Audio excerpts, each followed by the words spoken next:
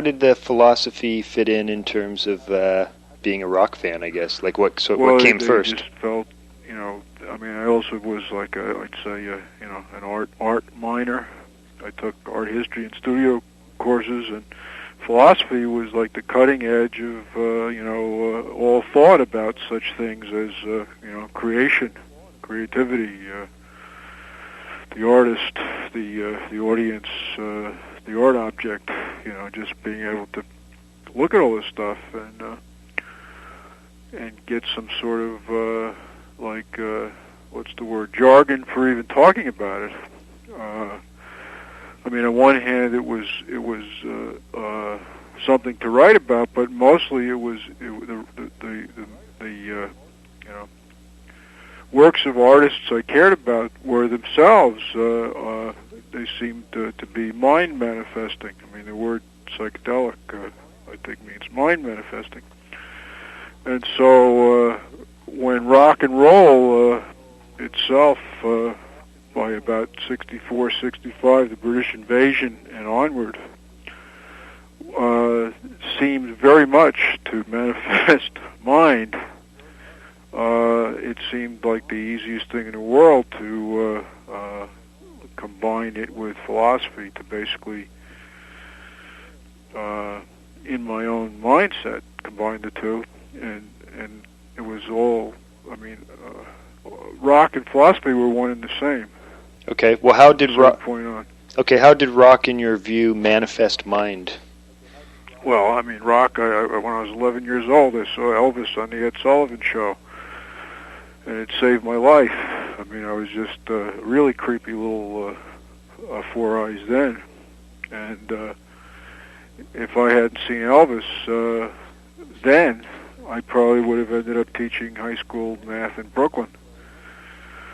And it put some bounce in my life. It gave me a certain access to my own vitality, my own sense of strut.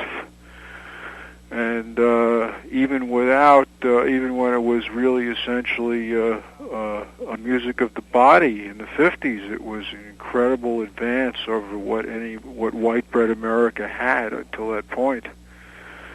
And so, unfortunately, rock and roll as such was dead in the water by about 1958 or 59. It was all but over.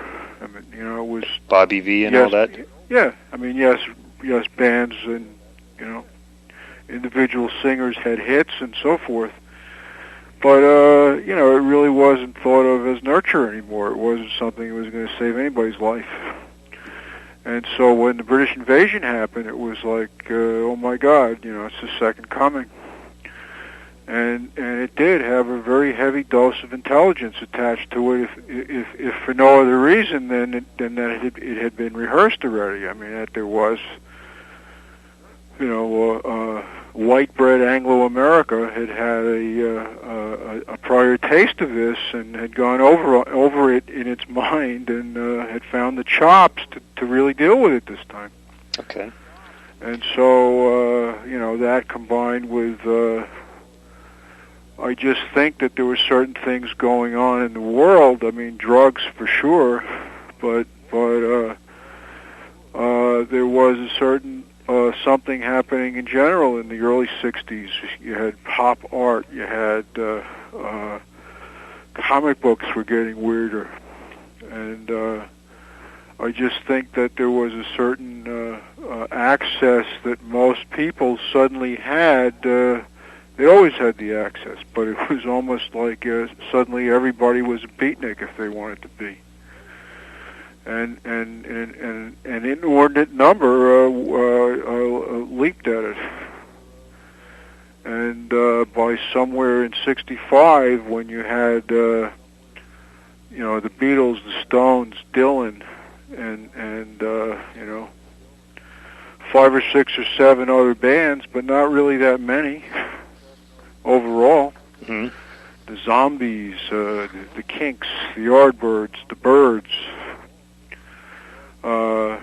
Essentially, it was like suddenly it was like a torch held high in the world. It was bright enough to light the galaxy. Okay. It was somewhat astounding. It was like, where did this come from? And it was suddenly immense.